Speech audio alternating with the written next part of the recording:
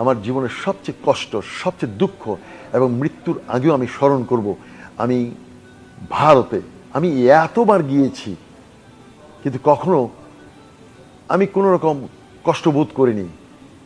কিন্তু আমি 2023-এর অক্টোবর মাসে আমি যখন কলকাতায় নামলাম, কলকাতা বিমানবন্দরে কোনো একটা কারণে আমি যখন বাংলাদেশের পরিচয় দিয়েছিলাম, তখনও কিন্তু তাদেরই প্রধানমন্ত্রী শেখ হাসিনা কিন্তু এখানে ক্ষমতায় ছিল।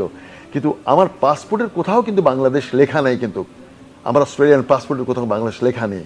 তারপরও আমি শুধু ভালোবেসে তাদের তাদের তাদের প্রতি একটা ফ্রেন্ডলি আচরণের সৃষ্টি করার জন্য এয়ারপোর্টে যখন আমি নিজেকে বললাম যে আমি অরিজিনালি ফ্রম বাংলাদেশ, আমি তিরস্কৃত হয়েছিলাম এবং অপমানিত বোধ করেছিলাম যে আমি বাংলাদেশের, যে বাংলাদেশের প্রতি তাদের এত ঘেন্না, এত ক্ষোভ আমি 2023 অক্টোবরে যেটা দেখেছি আমি জীবনে কখনো ভুলব না।